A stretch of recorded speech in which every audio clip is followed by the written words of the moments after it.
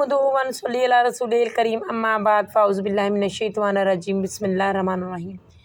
ناظرین، آج کل ایک مفتی صاحب ایک پروگرام میں تشریف لاتے ہیں اور وہاں پر وہ ایک وظیفہ بتاتے ہیں، بجلی کا بل کم آئے گا۔ اب وہ بجلی کا بل کیسے کم آئے گا، کون سا ایسا وظیفہ ہے، اس کا سوال جب انجینئر صاحب سے پوچھا گیا تو انہوں نے کیا کہا، آئیے سب سے پہلے یہ دیکھتے ہیں کہ وہ عالم صاحب جو ہیں انہوں نے وظیفہ کون سا بتایا اور پھر انجینئر صاحب نے کیا جواب دیا۔ اس کے بارے پر مزید بات کریں گے۔ صاحب ہیں ہمارے، میں ان کو بہت سال پہلے جو ہے وہ کراچی میں ایک رمضان کی ٹرانسمیشن میں ملا تھا اور انہوں نے اپنا تعارف جو کروایا تھا وہ کرایا تھا کہ میں طارق جمیل صاحب کا صاحبزادہ ہوں، کیونکہ وہ بالکل انہی کی طرح لگ رہے تھے۔ وہ بعد میں پتہ چلا کہ وہ بالکل جھوٹ بات تھی، میں کراچی کا ذکر کر رہا ہوں۔ اب ایک نیا فنومنا چل پڑا ہے، لوگ اس میں واقعی بڑے کنفیوز ہیں اور میں نے لوگوں کو یہ کرتے ہوئے دیکھا ہے کہ وہ انہوں نے کہا کہ آپ بجلی کا بل کم لانا چاہتے ہیں تو آپ میٹر پہ جا کے شہادت کی انگلی سے زم زم لکھ دیں، یہ وظیفہ ہے۔ انشاءاللہ یہ بھی میں گارنٹی سے کہتا ہوں آپ کے بجلی کا بل کم آئے گا۔ یقیناً یہ مسئلہ ہر گھر کا ہے، ہر گھر میں یہ پریشانی ہے، بٹن دباؤ بجلی نہیں، نل کا کھولو پانی نہیں، چولہا جلاؤ گیس نہیں، اماں گئے ادھر، بابا گئے ادھر، تو مانا یہ ساری چیزیں ہماری بڑی عجیب سی ہو گئی ہیں۔ تو بلز اتنے آ رہے ہیں کہ واقعی اس میں پریشانی ہے۔ وہ ہے نا کہ کسی کو مارنا ہے، کسی کو مارنا ہے تو کچھ اور نہ کرو، ان کے آگے گیس کا بل رکھ دو، پھر بجلی کا رکھ دو، پھر پانی کا رکھ دو، انشاءاللہ وہ خود ہی وہ ہو جائیں گے۔ گزارش یہی ہے کہ آپ اگر بل واقعی ایک سنجیدہ وظیفہ ہے، اگر آپ چاہتے ہیں کہ آپ کے گھر کا بجلی کا بل کم سے کم آئے تو ایک وظیفہ ہے، آپ نے شہادت کی انگلی سے میٹر پہ جا کے لکھ لینا ہے زم زم، آپ نے لکھ لینا ہے زم زم۔ یہ میٹر پہ لکھ دیں، مہینے میں 2 دفعہ کریں، ہر 15 دن بعد، آج کر لیں اور 15 دن بعد پھر کریں، انشاءاللہ یہ بھی میں گارنٹی سے کہتا ہوں آپ کے بجلی کا بل کم آئے گا۔ یہ کریں۔ اب مجھے بتائیے کہ یہ مزاح میں لینا ہے، تذلیل میں لینا ہے یا حقیقت میں لینا ہے؟ سب سے پہلے تو مجھے حیرانگی ہے ایسے ٹی وی چینلز کے اوپر کہ جو اس قسم کے لوگوں کو بلا کر دین کے حوالے سے اس طرح کی ڈسکشن کرواتے ہیں کہ اس کا اینڈ رزلٹ یہ ہے کہ جو ایتھیسٹ ہیں ان کو موقع ملتا ہے اسلام کے اوپر اسلام کی گفتگو کرنے کا، کہ جس کو پھر ڈیفینڈ کرنے کے لیے ہمارے جیسے لوگوں کو سامنے آنا پڑتا ہے۔ جو آپ نے یہ آزاد جمیل صاحب کی بات کی، ان کے حوالے سے تو کیٹاگوریکلی مولانا طارق جمیل صاحب حفظہ اللہ تعالی کافی پریشان تھے۔ پہلے بھی انہوں نے ویڈیو میں کہا تھا کہ بھائی میری والے انداز کے اندر آپ کی جو گفتگو کرنے کا سلسلہ ہے یہ آپ بالکل غلط کر رہے ہیں۔ باقی رشتہ تو نہ ان کا کوئی روحانی رشتہ ہے اس حوالے سے کہ وہ ان کے اسٹوڈنٹ ہوں، اور نہ کوئی بگوٹن رشتہ ہے ان کے ساتھ، وہ صرف انہوں نے نسبت لگائی ہوئی ہے اور اس کی وجہ سے ان کو اس انداز میں بولنے کی وجہ سے ٹی وی چینلز پہ بلایا جاتا ہے۔ یہ جو کچھ انہوں نے کیا ہے کہ صراحتاً قرآن و سنت کے منافی ہے۔ ہم اسے مذاق اڑانا نہیں کہتے ہیں، ظاہر ہے کہ صوفیات کے ہاں اس قسم کے وظائف پائے جاتے ہیں۔ اب کراچی ہی میں ایک اور بزرگ شخصیت ہے، انہوں نے کچھ عرصہ پہلے کہا تھا کہ آپ سورۃ الکوثر پڑھ کے پھونک دیں ٹینکی کے اوپر تو 15% زیادہ ایفیشنٹ ہوگا۔ تو یہ تو سارا مسئلہ ہے لوگوں کا، اس قسم کی گفتگو کرنا اس کا اسلام سے کوئی تعلق نہیں ہے اور نہ اس قسم کی چیزیں آن ایئر جانی چاہیے۔ بدقسمتی کی بات یہ ہے کہ ان لوگوں کے پیچھے جو لوگ لگے ہوئے ہیں، جو فالوورز ہیں ان کے، وہ ان چیزوں کو بہت سنجیدہ لیتے ہیں۔ جی اللہ ان کو عقل دے۔ قرآن میں تو اللہ تعالیٰ نے فرمایا وَلَا تَقْفُ مَا لَيْسَ لَكَ بِهِ عِلْمٌ إِنَّ السَّمْعَ وَالْبَصَرَ وَالْفُؤَادَ كُلُّ أُولَٰئِكَ كَانَ عَنْهُ مسؤولا۔ اے انسان کسی چیز کی پیروی اس وقت تک مت کر جب تک کہ اس کے بارے میں تجھے ڈیفینیٹ علم نہ حاصل ہو جائے۔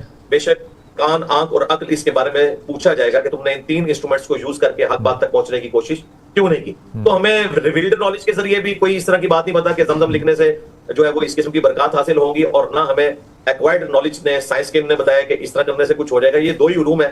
اس کے علاوہ اگر آپ اٹکل پچو چلاتے ہیں کہ گھر کی منڈیر کے اوپر کوا بیٹھا ہے تو مہمان کے آنے کی نوید ہے، جوتی پہ جوتی چڑھ جائے تو آپ کا کوئی سفر لکھا ہوا ہے، کالی بلی رستہ کاٹ دے تو یہ کوئی نحوست کی علامت ہے، یہ سب توہمات ہیں، ان کا اسلام سے کوئی تعلق نہیں ہے۔ تو آج کی ماڈرن جو توہمات ہیں ان میں سے ایک یہ بجلی کا بل کم کرنے کا طریقہ ہے۔ جب ہم اسکول میں تھے نا انجینئر صاحب، تو ہم نے ایک دینیات کی کتاب کا ٹائٹل پورا پڑھا تھا جس کے اوپر لکھا ہوا تھا جہیز جو ہے وہ ایک لعنت ہے۔ لیکن جب میں نے بڑی عمر میں آ کے علماء کرام سے جہیز پہ بات کی تو انہوں نے مجھے مثالیں دی حضرت علی کی اور سیدہ فاطمہ کی، اور انہوں نے کہا کہ جہیز لعنت نہیں ہے، آپ جو حسب توفیق دے سکتے ہیں وہ اپنی بیٹی کو ضرور دیں۔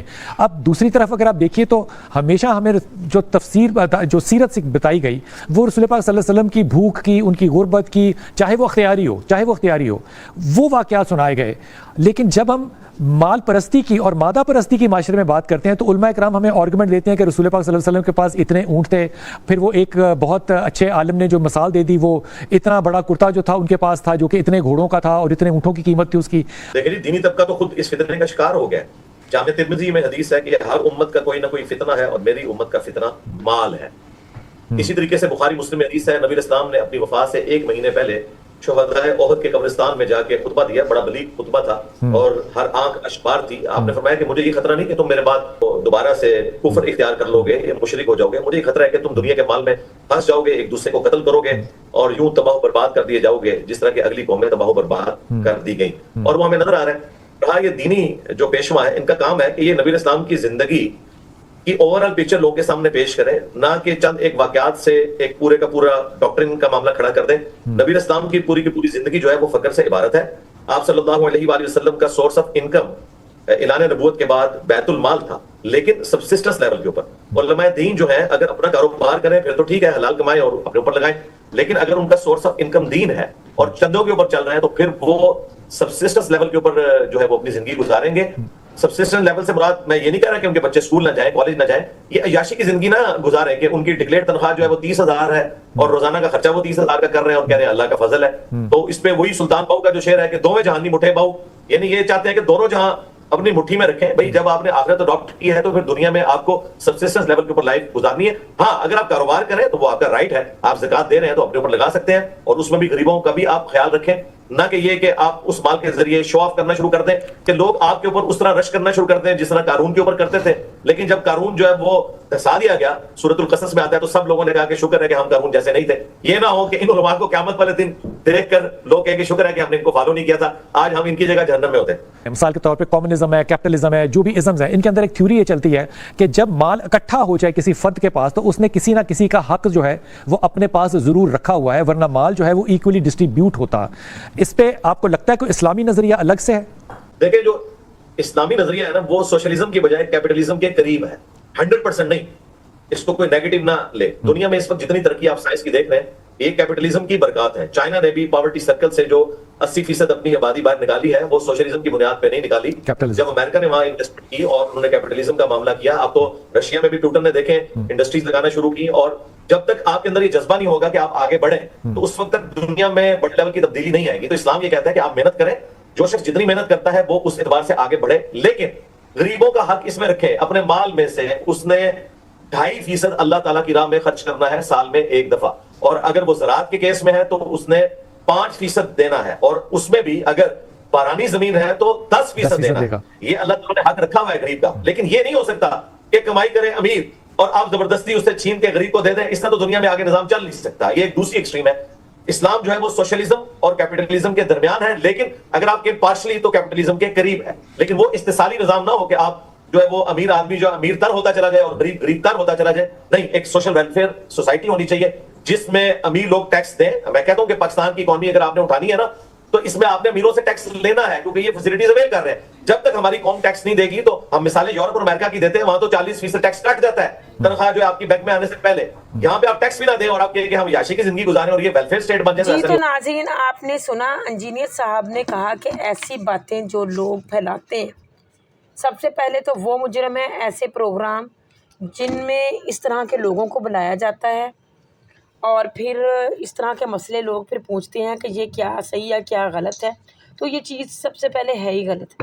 اس کے بعد یہ لوگ جو دین کو اتنے برے طریقے سے پھیلا رہے ہیں اور ایسی ایسی خرافات لاتے ہیں یہ کہ بندہ ویسے دنگ رہ جاتا ہے. تو ایسے لوگوں کے لیے ہم یہی کہہ سکتے ہیں کہ اللہ پاک ان کو ہدایت عطا فرمائے, اور اگر انہوں نے دین کا کام کرنا ہے صحیح طریقے سے کریں, نہیں کرنا تو چپ کر کے بیٹھیں. کم سے کم دین کو تو چھوڑ دیں, باقی کاموں میں تو ہر جگہ پر اس طرح کی خرافات جو ہیں وہ پیدا کی گئی ہیں. لیکن یہاں پر یہ لوگ یہ تو سمجھیں کہ ہم بات کیا کر رہے ہیں اور اس کا لوگوں پر امپریشن کیا پڑے گا.